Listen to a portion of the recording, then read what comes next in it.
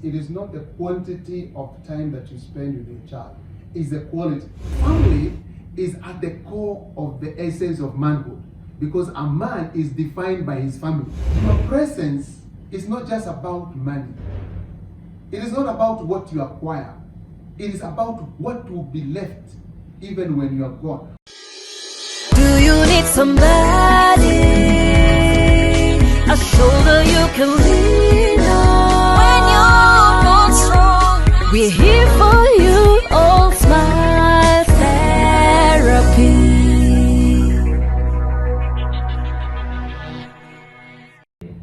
For their children, like what is missing if a father is not there, or what is present when a father is there? Okay, children have need of two important components. We talk of confirming and mirroring, and these are the two components that fathers provide to their children. What I mean by confirming and mirroring, you find children draw their self-worth mirroring from their father.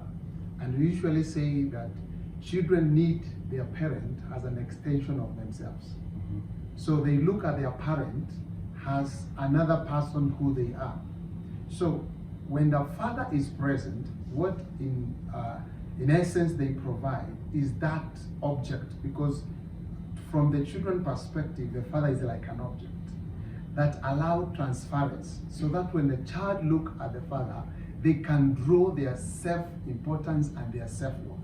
So these are the very critical things that a father gives to a child in present, because we say the bedrock of parenting a child is presence. So you cannot parent a child in absence. So when the father is there, he allows the child to do what we call confirming and mirroring. Okay, and there is a dilemma that many men face, where you said a big deal is placed on presence. Yes. But we are out here trying to make ends meet with busy schedules. How then should one balance so that you also don't lose the job that is helping you provide for this family? Yes. Indeed, this is quite a dilemma, because we have, actually in our 21st century, we have the dual earners, where you find even the wife is working and the father is working. So most importantly in our generation of this time, what you also need is not just physical presence, but psychological presence. And sometimes it is not the quantity of time that you spend with your child, it's the quality. So sometimes you give parent a 5-minute, a 10-minute challenge that you find you can even use a phone. And thank God today we have phone that can allow your child, wherever you are, to interact with your children, either on Facebook or on the social medias, and attune to your children. Be there with them. So, because sometimes it is possible to have fathers who are present physically but are absent emotionally. They cannot connect with their children. So the issue of work cannot be a barrier, because there are many ways that you can go around it. I've said about social media and all that, and then take it intentionally to connect with your children. You see, for example, if you're using a phone, or if you're using whatever social media you're using, be there with your child, connect with them. Most of the parents nowadays, when they go home, these are the questions they will ask. How was school? What did the teacher say? Did you eat? Have you done your homework? Then they take the remote. You have not connected with your child at all. You have not asked your child, like, how are you? How is it going?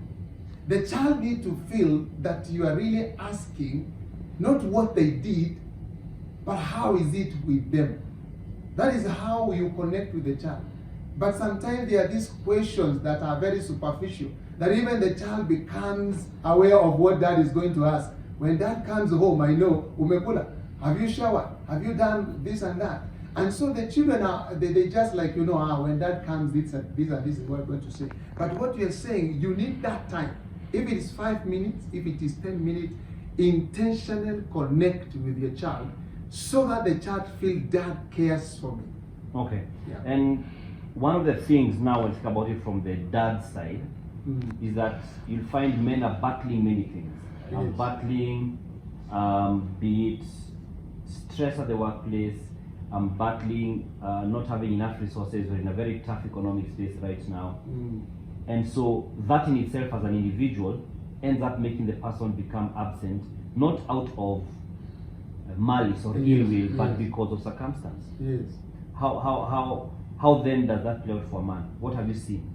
Yeah, we usually, economic perspective to a man is quite a big deal, as you're saying. And a man can quote himself lost yet when present. But what I can say to men is allowing, we normally say a river with inlet without an outlet is a salty river. Men have this tendency of bottling up. And sometimes the help that they need is just near them. You see, family is at the core of the essence of manhood, because a man is defined by his family.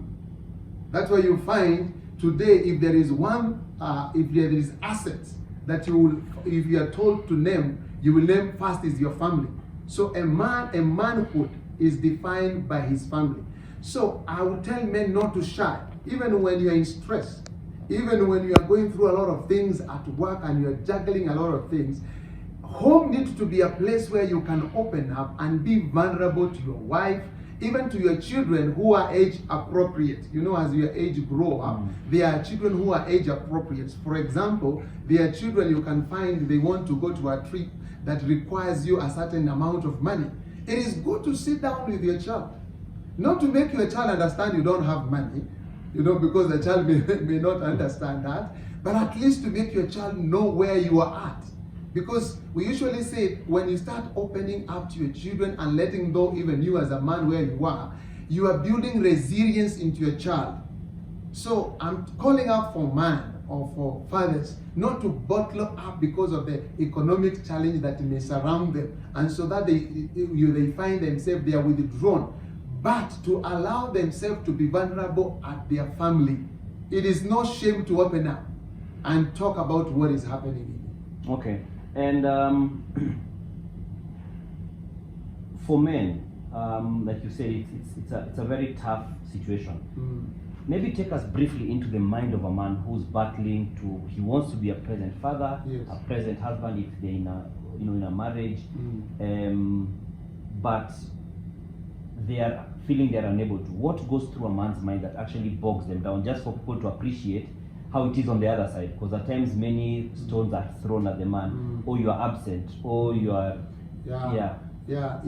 Indeed, there is that expectation of a man. You know, as I've said, that a family is defined by a man. So from beginning, from birth, born as a boy, there is the expectation that you're going to have a family. And so you will find men grow up with that expectation, without stress in their mind and all that. But what I would tell men is not to look at a family as something they are doing to prove to something. You know, you're not just there as a father in comparison to your dad, because of course that one has an angle to it, because you usually say you can't give what you don't have. But I want men to take it easy. First of all, men need to search themselves. You know, they need to allow themselves, and this is what I say, a man needs to sit with other men, or other men for that case. You need to sit with other men who are going through what you are going through. And this is a safe environment where I was saying you can have an outlet of the toxic things in your mind. For example, issue of money or finances can be one issue that can bring a man down, especially when you feel like you're not providing. And you feel there is this pressure upon you, and and everybody is expecting things to go smoothly, but things are not going. Maybe you have been sacked from job, and that one have changed your status. Maybe there is a contract that you are doing that has gone haywire. And all of a sudden you feel like there is too much.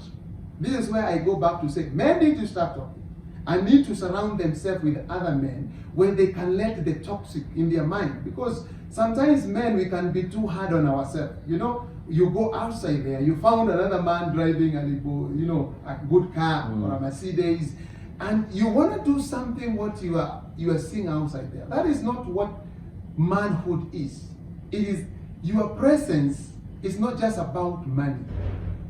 It is not about what you acquire. It is about what will be left even when you are gone. What story will people see? If sometimes we major on the priority, the stress can go down. Yes. Okay, I'm also still trying to get the sense of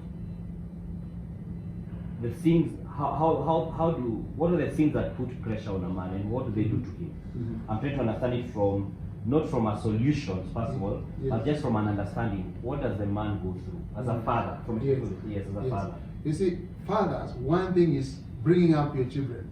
That is one, you know, because what makes you a father is that you have children. So one pressure, you want to see your children through, you know, if it is education. So that is one, to the best level they can. Two is you want to see your children in a good house. You know, that means you need to put your family in a comfortable environment. They have a house, you know. Another thing that you need to feed your family. These are some of the things that put pressure on a man. And of course there is that social aspect where I say a family is defined by man. So when you go out, there is that name. You know, for example, you see, for example, when my name is Kamau, you know, you hear they are called the 𝐿𝐿𝐼𝐵s. So if I go outside, the family is called the 𝐿𝐿𝐼𝐵s. It is related with my name. So where they are living, that is on me. You know, what they are eating, that is on me. The school, that is on me. And this gives me pressure. And you see, sometimes I know there is something outside there that people say, even when you marry a wife that has money, it is okay for men to acknowledge it. But I say it is not easy. Because the pleasure of a man is when he gives, is when he provides, is when he's able to carry on his weight, is when he's be able to be accountable and to see that he's bringing up his family. And so sometimes you may find many men who wrestle with help because men interpret help as weakness. And this may be something that may bring push and pull, because when you help them, they feel like, have I failed? And so they are not saying, I don't want help. They are saying, if I take your help, does it mean I have failed? Okay, and I think that's interesting. And just you know, in closing, what would be your word to the people who are around these fathers who maybe are silently struggling? Yeah, because you find that people who are struggling, not really two things. One, how does this struggle play out for men? The struggles they have, how do they play out for different men? You said you've worked with different family settings, etc. How does it play out briefly? And then what would you tell the people who are around fathers in terms of just the unseen struggles? Yes. First of all, we need to lower the pressure for men. We need first to see them as people before we categorize them in a gender. You know, these are people. They are human beings. Man is a human being. He doesn't need to be crucified by his sex of being a man. That means we need to acknowledge that he's also going through the same problem in the environment when people are being subjected to the same problem. What I mean is that you may find, for example, take during the time like of COVID-19. You know, there is a lot that people are subjected to. But because you're a man, you're expected still to go outside and work and know what your family will eat, or the clothing for your children, or all about that is needed. So we need to bring down the pressure for men. We need to see them as first people, not as just categorized in a gender. That is one. Secondly, we also need to know how man think. You know, we need to have the psyche of a man. How does men think? So that we know how to help. You know, sometimes, and this one I'll maybe say for the women folk.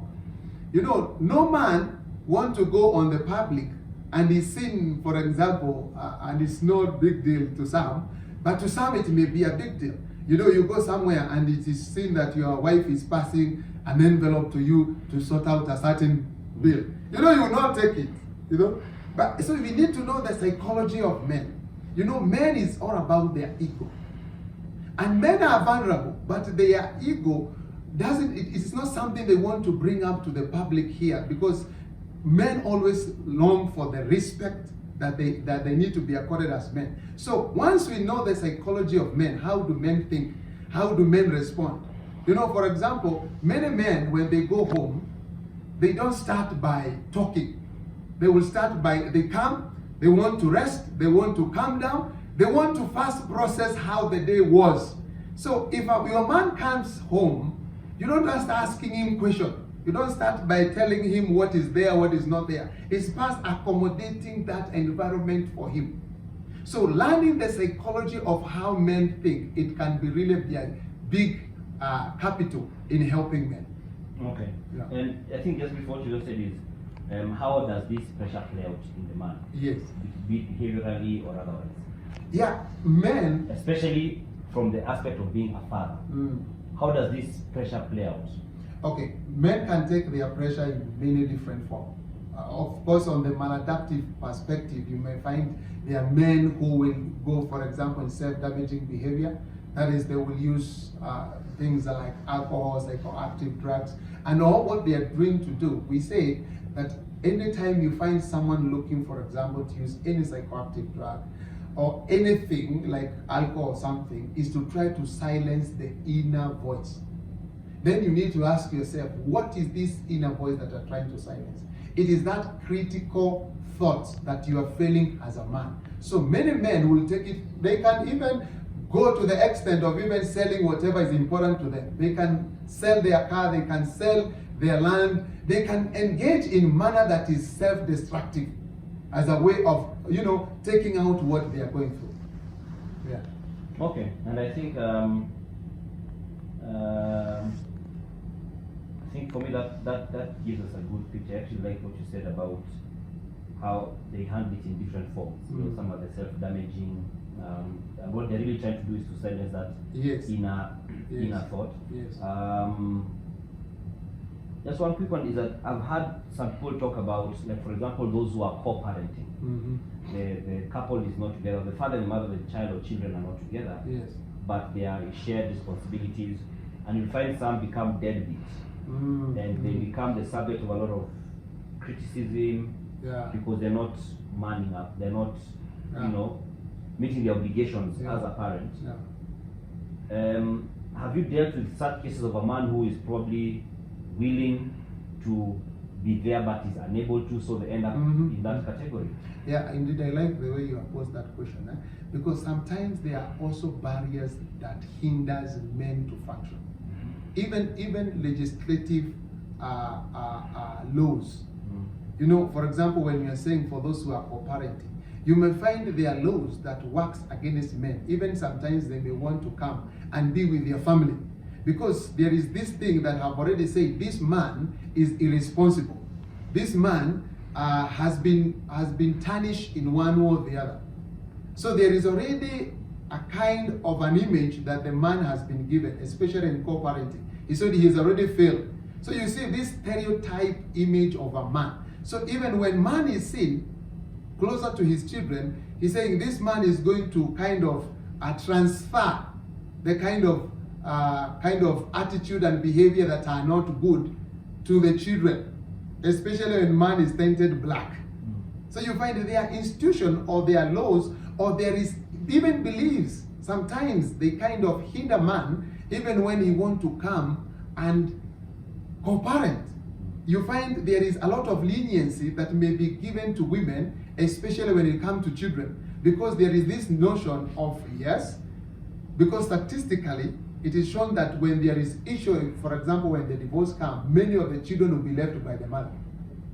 So what is it that causes the children to be left by the mother? What informs that? What philosophy, what thoughts or beliefs that these children are not safe with the man? So you see from the beginning already, man is on the losing trend. Especially when you are bringing the issue of co-parenting, meaning maybe there's a separation of divorce. Man is already going to lose big time, because there's already a stereotype. Man has already been biased. And so there are some hindrances, either in the way, in our culture, the way to look at it, either in legislative form, the way they look at it. Man will have it hard time, to go and also co-parent with the wife. Okay. Mm. Thank you. And I think we have something good. Do you need somebody? A shoulder you can lean on when you're not strong. We're here for